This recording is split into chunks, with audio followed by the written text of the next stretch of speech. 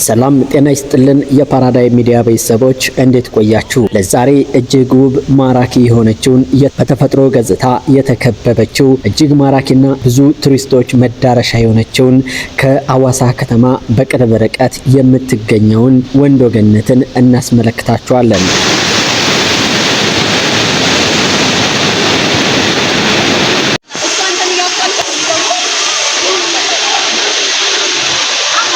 ከአዲስ አበባ 277 ኪሎ ሜትር፣ ከሻሸመኔ 16 ኪሎ ሜትር፣ ከሐዋሳ ደግሞ 30 ኪሎ ሜትር በሲዳማ ክልል ውስጥ ትገኛለች። ወንዶ ገነት የምድር ገነቷ ውቢቷ ወንዶ ገነትን ስንጎበኝ ወንዶ ገነት በሲዳማ ክልል በሰሜናዊ ሲዳማ ዞን የምትገኝ ስምጥ ሸለቋ ወንዶ ገነት ወረዳ በደቡብ ከመልጋ ወረዳ በምዕራብ ከሐዋሳ ዙሪያ በሰሜንና በምስራቅ ከኦሮሚያ ክልል ጋር የምትዋሰን ትንሽዬ የምድር ገነት ናት። በወንዶ ከሚገኙት ቅመማ ቅመም መልካም መዓዛ ያላቸውና ለመድኃኒትነት የሚጠቅሙ ተክሎች የተከበበች ከዚያም በላይ ጠቃሚ የዘይት ምርቶች የሚመረትበት ንዑስ አካባቢ ነው።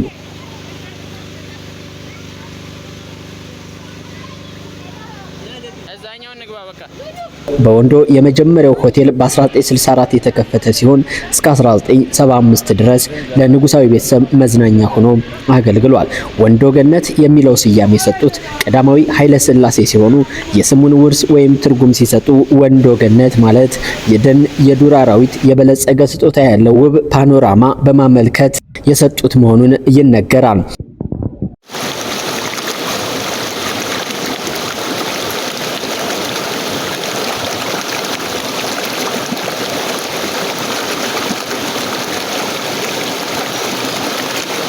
የተትረፈረፈ ውሃ የሆቴሉ ይዞታ በወቅቱ ለነበረው ሆቴሎች ኮርፖሬሽን የተላለፈ ሲሆን በአሁኑ ወቅት የዋቢ ሸበሌ ሆቴሎች ቅርንጫፍ ነው። የሆቴሉ መረጃ በአሁኑ ወቅት 54.4 ሄክታር መሬት ላይ ያረፈ ሲሆን 40 መኝታ ክፍሎች ያሉ ሲሆን በውስጡ ሬስቶራንት፣ ባርና እንዲሁም የመዋኛ ገንዳና የፍል ውሃ አለው።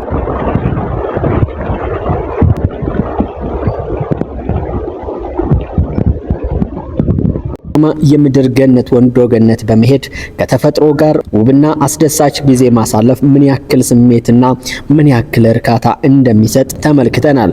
ወንዶ በሀገር ደረጃ ውብ መስህብ ብቻ ሳይሆን ከፍተኛ የቡናና እንደዚሁም ተረፈ ምርት ለውጭ ገበያ የምታቀርብ ትንሽዬ ገነት ናት።